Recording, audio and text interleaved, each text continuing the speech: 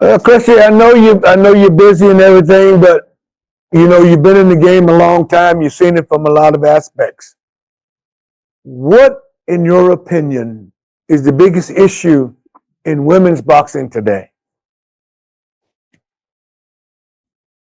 Wow, that's a tough question, because just to say that there's one thing is probably it's hard to give you just one answer. But probably like the biggest answer is just the pool of opponents. We have some really, really good women boxers at the top: Serrano, Taylor, Bumgarner. We have some really good female fighters, but then we don't have that like gatekeeper.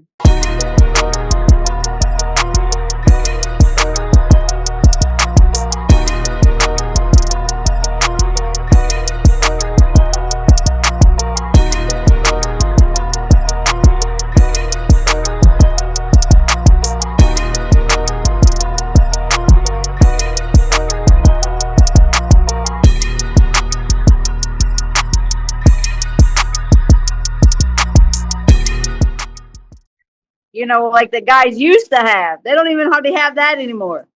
But we don't have that gatekeeper. We don't have that B-level opponent. We have either A's or D's. Huh. We need just like men's boxing. It's really no different right now. We just need fighters. We need people that are willing to go out there and fight. Win, lose, or draw. And you're not going to win them all, but you're going to go out there and give it your all every time out. That's what is important, and that's what the fight fans really care about. I don't know that they care at the end of the night who won or who lost, but they want to care who gave it, who brought the action, who brought the entertainment. That's what the fight fans want to see. Yeah. Well, Christy, you make a good point, because that seems to me to have always been one of the issues: getting enough opponents. And the reason I bring that up is that,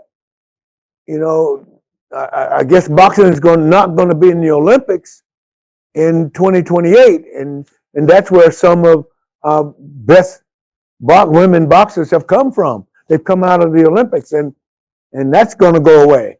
So how do we develop them? Where do we find them? Well, it's going to be hard, because promoters have to give women fighters an opportunity. And that's what so many, it all comes down to, that's what is hard for me, because I don't want to be distinguished between a woman fighter and a male fighter. I think we just need to put everybody in a pool of fighters. Yes, the women are going to fight the women, just like 108s are going to fight 108s, and 135s are going to fight 135s. But women, let's look at them as fighters. They're just fighters. They're not women fighters. They're fighters.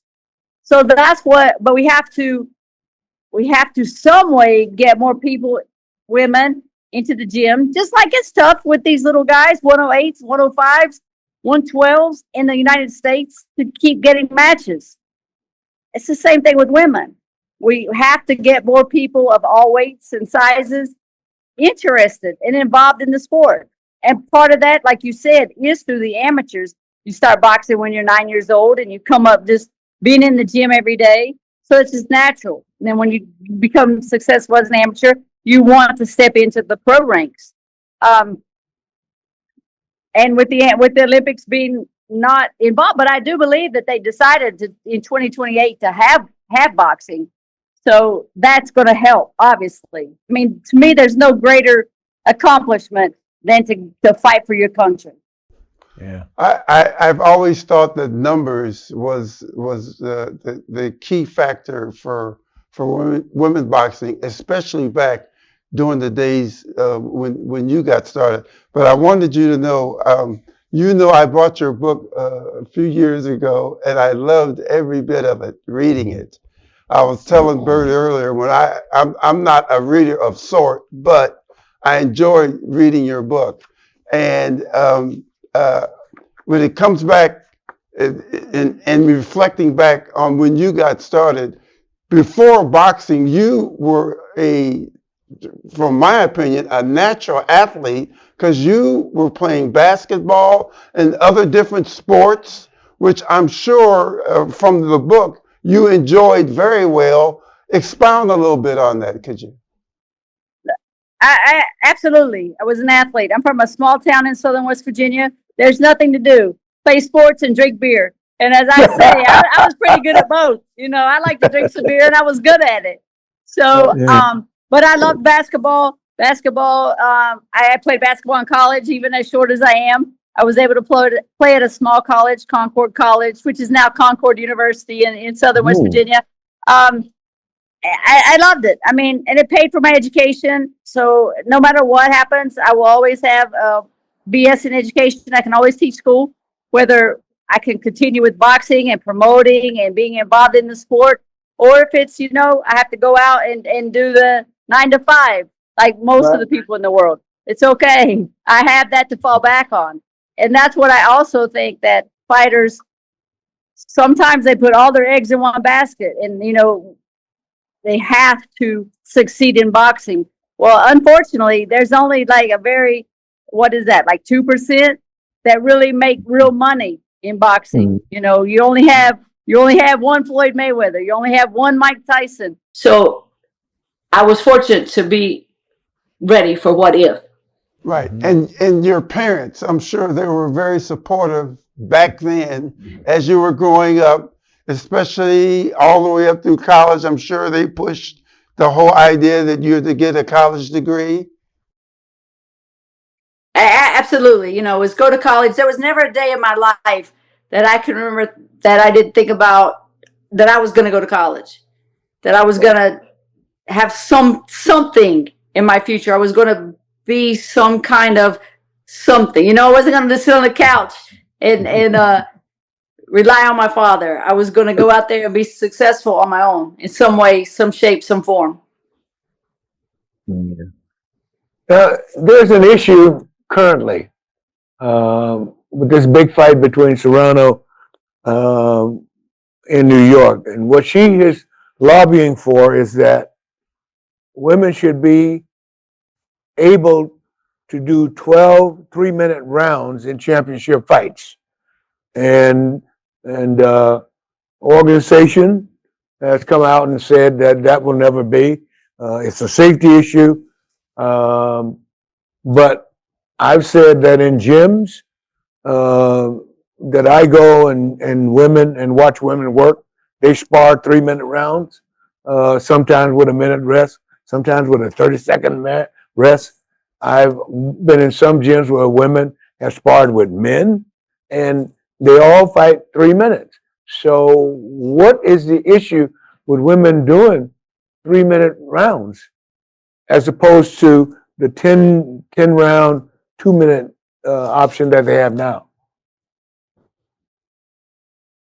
I fought both. I started out fighting way back in 1989. I fought 3-minute rounds. Somewhere along the line, it got cut down to 2-minute rounds. I didn't mind the 2-minute rounds because my style was fast and furious. Like, I wanted to punch bell to bell. I wanted to knock you out. I wanted to throw big punches. And I think that's what the fight fans want to see. And I think that is what brings excitement to women's boxing. Fans want to see that 2-minute fast pace. I mean, it might not be a bad thing for the guys to go to 2 minutes, because some of these guy fights that I'm watching, they're boring as hell. You know, let's shorten up the time on them a little bit, maybe light a fire into the butt and say, come on, go out there and fight. We don't see that anymore. You know, these guys today are safety first. And I get it. We can't go out there and say, we want you to put your life on the line. But we do. We as fight fans want to go out there and see you fight your ass off. And these guys aren't doing it today. But the women are doing it. The women are going out there 2-minute rounds. You have to punch bell to bell. You can't take a round off. You can't take a minute off. You have to stay busy. I personally like the 2-minute rounds 100%. If they get 3-minute rounds passed, and that's what Serrano and Taylor fight, I'm a proponent of that as well. Good for them. I don't, if that's what works for them, great. Me, you know, that I see some fighters saying, oh, if I had another minute, I could knock people out. Well, guess what? I knocked 31 people out in 2 minutes. What the hell does it matter? If you can punch, you can punch. You don't have to have that third minute. So I really, I don't see it's a bad thing. You're going to get paid the same amount of money. I think that some of the women are being convinced that they're going to get paid more if they fight 3 minutes. They're not. They're going to get paid the same. So take the money, go 2 minutes bell to bell, and bring action. But leave the fans, wanting more. That's what I think as a fighter you need to see. You need to do is like leave the fans wanting to see you again. Yeah. Well, you talked about, I read in your book, and you mentioned about your style coming forward. You were a come forward style of a fighter. And Christy, I remember back in the day, because I refereed a few of your fights, I was somewhat surprised at how well you were able to throw a right hook, throw a jab, your movement. I know you had a game plan before every fight because it showed in the ring, and you mentioned it in your book. Yeah. Speak a little bit about your preparation and mentally getting prepared and physically getting prepared for the fights that you fought. So I think physically you really go through every fight the same to get physically in shape, to get prepared. And then mentally, you have to break down that opponent. Do you see that opponent throws a slow jab so you can come over with the overhand right? Do you see when they jab, maybe they drop their right hand so they're open for a left hook? You find out, are they just slow? You can jab them, hook off of it. Do they not take body shots well? So you have to, I feel like you watch your opponent, you get ready for what they don't like, and that's what you're going to bring to them. That may not always be your strong suit, but that you have to turn into your strength for that night, because no one's expecting it. Like, sometimes people also say to me, we didn't think you had a very good jab because all you wanted to do was go out there and slug, but you had a pretty good jab. I'm like, yeah, I did what I felt like people didn't think I could do.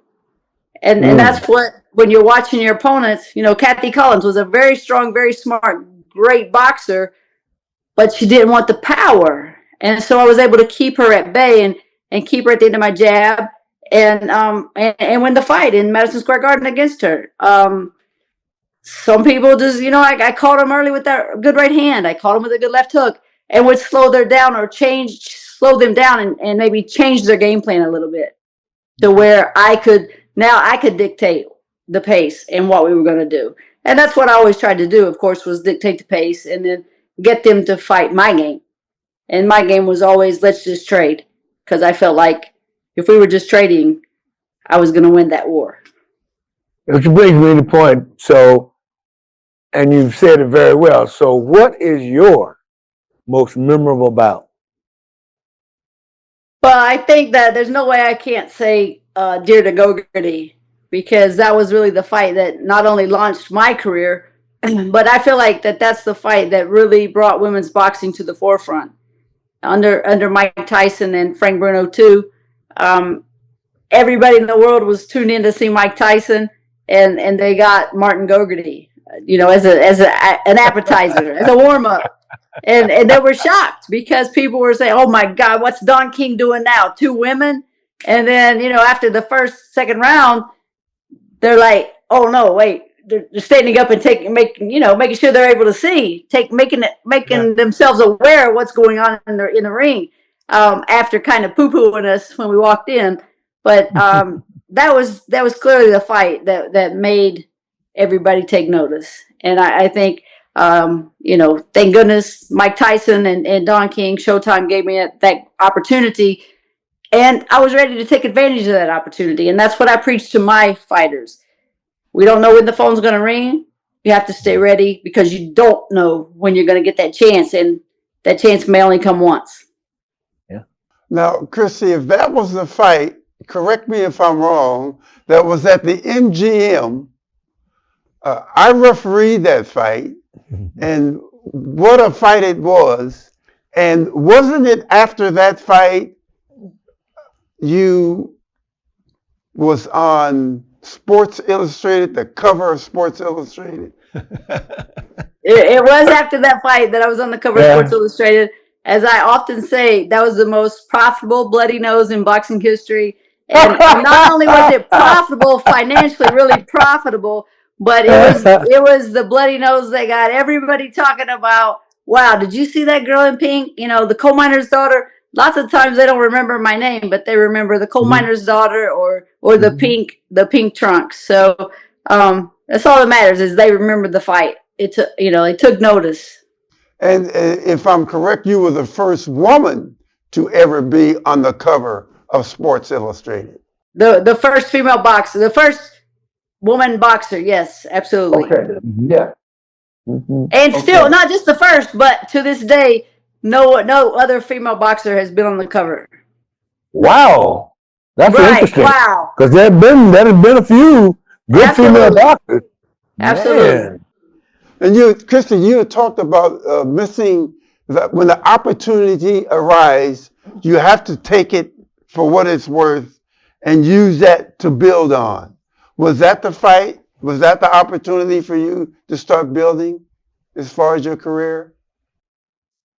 Absolutely. I mean, as you build, you know, you go through your career, you make the steps, and like each step gets you a little closer to where you want to be.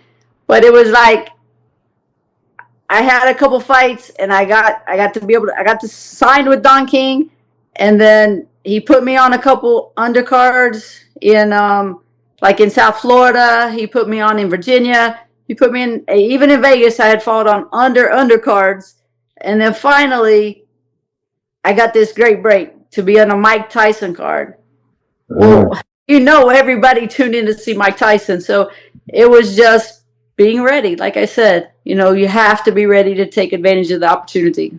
That's why, you know, these fighters today, so many of these fighters, you call them, oh, I can't take the fight in a week because I weigh, you know, 20, 25 pounds overweight. Are you kidding me? Yeah. I mean, you have to stay within a week, maybe two, of being on weight and being ready to go. If this is your job, you're a professional fighter. If you're a doctor, you're going doctor all the time. If you're a teacher, you teacher all the time. If you're a professional fighter, you have to be ready to fight all the time. Well, I got a question. We talked about all of those fights, but I want to talk about the fight that never was, that should have been. You, Lucia Riker. Well, I think it was going to be the first $1 million fight between women. I wish I had an answer for you. I signed the contract. I spoke before the contract was signed a couple years. I had told Don King to make the fight. Don King met with her in his office, and he called me after she left, and he said to me, Christy, that woman is never going to fight you. So fast forward a few years, Bob Arum calls me. He says, I had this fight with Lucia. Here are the details. It's going to be $1 million to the winner. The loser gets $250. Blah, blah, blah. You know, all the little details. I said, where's the contract and when can I sign? I had signed. I was on board 100%. I was ready to leave my house to come to Vegas fight week. And I got a call from me Papi, me cut man, Miguel Diaz, who I dearly love. And he told me that Lucia had been injured in the gym the night before. And I'm going to tell you something. I was in the gym when she was training. She had this unique training thing. She had a rod that she used to hold, and she would just shake that thing. And I must have talked to her 15, 20 minutes, and she never stopped. And so I know that she was in the gym training for the fight. I didn't know that and I heard later that she got injured. But I know that she was training for the fight. She was getting herself ready. Yes, and you know, they told me she ruptured her Achilles tendon, and to this day, I really think she had a heart attack, which means that she didn't have the heart to come fight me. She you know, she like me. We both think we would have won the fight, but she did. This was the first fight she was going to crawl through those ropes and not know she was going to win, and therefore she didn't have the heart, the courage to come through those ropes. That's what I think. And I think that today, and even when I see her, you know, I try to be pleasant. We're old now. I try to be pleasant with her. But she pulled out. She was scared. And then I tried to, even months later, I called her team and I said, let's re-sign this contract. I don't care. I will fight her for, $500. I would fight her for free. At that point in my career, I would have fought her for free. There was never any discussion of a rematch. There was not a rematch, but a rescheduling. Yeah. So what does that say? And she never fought again. I did fight again. Yeah. Not well, but I fought again. It was like, you know what? I had trained so hard. And I had wanted Lucia for so long. And like, that was the pinnacle for me. And when it came, it passed, it didn't happen. I should have at that day retired because my heart was gone. My heart was no longer really in it. And I had said always, when boxing becomes a job, I don't want it. And I should have given it up because nothing was ever the same. After that fight was canceled, it was just never the same for me. Yeah. I don't think I don't recall her fighting again. I think she did. No, she didn't. No, she trained, and then she went into the movie business, and that was lucrative for her. So, but it's a question I often got asked. Who would have won that fight? And I don't know, because, in my opinion, you two were the epitome of women's boxing. I mean, you guys. There's a Mount Rushmore of women boxing. You two are going to be on it. I appreciate that, and I'm going to be an arrogant ass right now and say all these women that are out there right now fighting, but thank God they weren't in the 90s, because there was a bunch of us that would have busted a lot of asses right now. Yeah. Byrd mentioned about movies, and we know that that your movie is coming out, and is it in June or July? So I think the movie's going to come out in the fall sometime. Fall. Okay. Yes, it seems like it will definitely come out before the holiday season. Well, tell us how much of you being involved, because it's about you, that your experiences as far as being on the set, how much time have you been on the set? How much time has the producer allowed you to give your input as far as what happens in the movie? Tell us about it. So the movie was just over the top. I can't even put it into words that the first time I was on the movie set, I remember walking through like this big parking lot of all these huge 18-wheeler trucks and all these like people, just, it seemed like hundreds of people running around with carrying cables and doing all these jobs. And I was like, wow, this is something to see how a movie really gets made. And then, a little bit of time, a few minutes passed, and I walked into an actual, like, to the set, and I was like, wow. Oh, this is about my life. This is my movie. This is about me. And so it was like, wow. And then it was, wow. It was a big wow. Like, it was, I can't really put it into words, but it was, it was just overwhelming. I was just, wow. It was just, wow. It was cool. I couldn't believe that, all this stuff was happening to put the movie together for me. And then Sydney Sweeney on board. I mean, she's one of the top 3 actresses out there right now, if not the top. Really popular. She's doing stuff everywhere. Ben Foster, who played Jim Martin, he killed it. It was just awesome. So to get to see them like put my life together, I think that people are really going to watch this movie, and hopefully they come away from it with, wow, CHRISTY Martin was the ultimate underdog, one. But most importantly, they're going to come away saying, oh, shit, if she can do this, if she can get back up and get back out there, then I can get over whatever's happening in my life I can get over it too. It's not going to be too big. I can overcome what my obstacles are as well. That's what my goal is. I hope, in 20 years, some father's watching this movie with his daughter saying, this is what cannot happen to you. Yeah. It's often said that boxing is a metaphor for life. And it's said that because in situations, in growth, you're going to experience some knockdowns. And the bottom line is that you got to get up. Yeah. And you got to get up because that's life. And in reading your book and just watching your career, me and Byrd as officials have been had the pleasure to see you start your career, be a part of being in the ring with you in certain situations, and see you exit it unscathed. It's just wonderful that your career is it's remarkable. It is. Yeah. I got a question for you, Christy.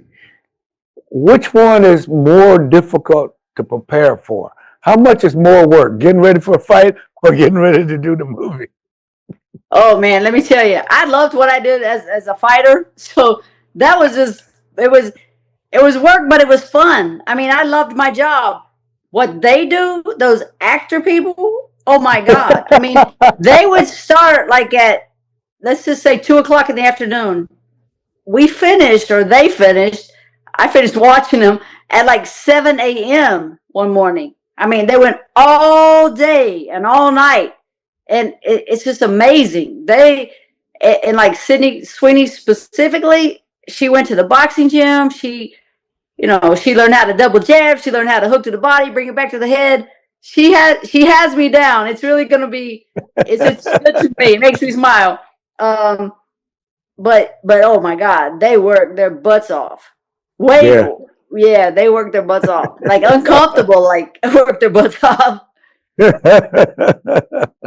We have both been fortunate to play ourselves or play an official, a referee in the Creed 2.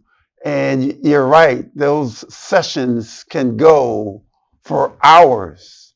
And those takes, the hardest part for me was doing it over and over and over and over. And they're changing the cameras and they're changing the corners and it's demanding. It's very demanding. And what's amazing is by the time the movie comes out, 70% of what you did is not in there. Right. Or they tell you, oh my gosh, that was awesome. Let's do it again. Well, if it was so awesome, why are we doing it again? Yeah. Absolutely. Yeah. I'm sure it was a fun experience as well. For me, it was because it was a first. It was enlightening to just be there and, like you said, just see how the movies are made.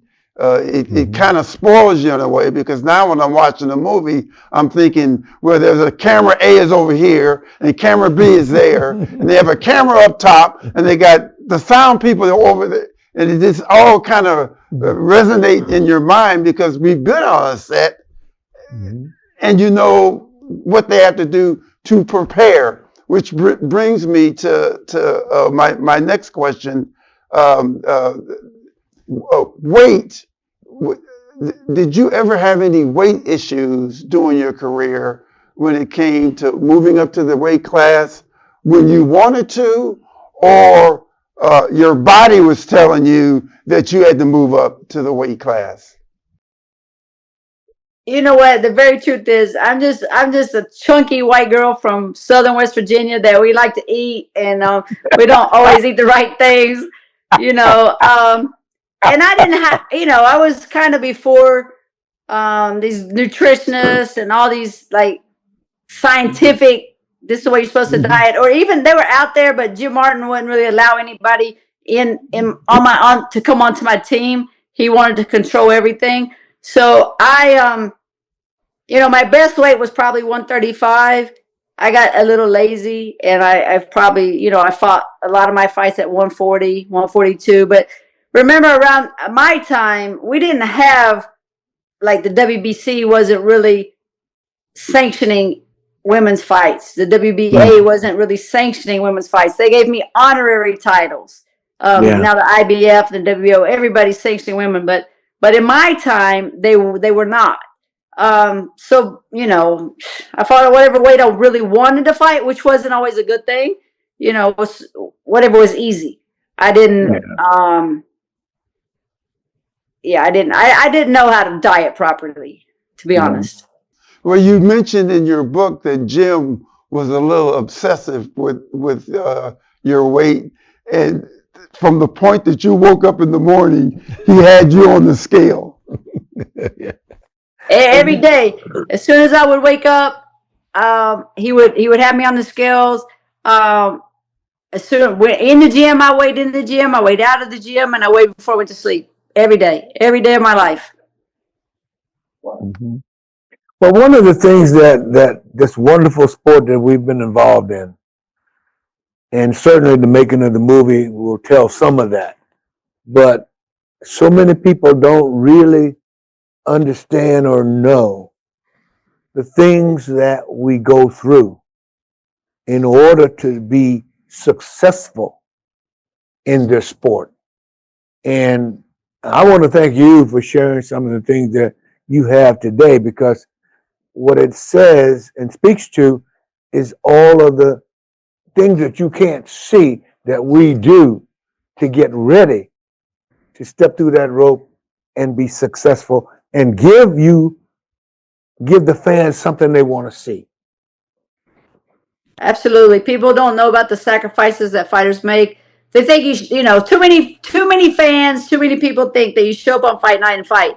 Well, you do, but they don't think about the weeks and the months that you trained and you ran, the miles you ran, the rounds you sparred, the sprints, the laps you maybe swam, all the different things that you did to get ready for that night, and the sacrifices you made, the birthdays that you missed of your family, your mother, your daughters, you know, anniversaries, weddings.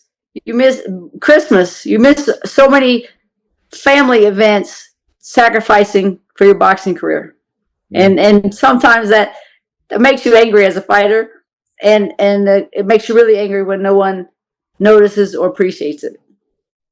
Well, Christy, you had to have done a lot of sacrificing, because I remember back, at least the times that I was in the ring with you, your skill level was so 2 or 3 notches better than your opponent. Right. Yeah. I don't know what the other ladies were doing, but after the first 30, 40 seconds, I knew, and it was a countdown in my head on how soon either you was going to knock them out, or I was going to have to stop it because they just didn't have the skills to match yours. I trained my butt off. I loved my job. I trained hard. I wanted to be a fighter. I wanted to be a good fighter. I didn't want people to say she's a good woman fighter. I wanted them to say she's a good fighter. I want, you know, when they left the arena on fight night, I wanted them talking about, wow, that little crazy woman could fight. Not she's good for a woman, but she's a good fighter. She brought us action. She made us, you know, stand on our toes, and she made us jump out of our seats. That's what I wanted to do. That's the excitement I wanted to bring. Well, for me, Christy, it's been a joy talking with you. You know, we met a couple times. Saw you at the International Boxing Hall of Fame. Congrats on that, by the way. Thank you. Thank you for sharing, like I said, your life, some of your life story, the part that the people don't understand, they never knew about. Like, I never knew that you were a pretty good basketball player. I'm a hooper myself, you know. But you know, because sometimes they never see the other facets of you, you know. And so, thank you for sharing that with us. Really appreciate it. Thank you both. You're awesome, you know, at what you did, and thank you for what you continue to do for boxing. And hopefully, I'll see you soon. All right. Take care. Be safe out there. You're welcome. Thanks again, Christy. Good night. Night. Good night. And thank you for tuning in to the official call. And to stay connected, subscribe to join our official squad below.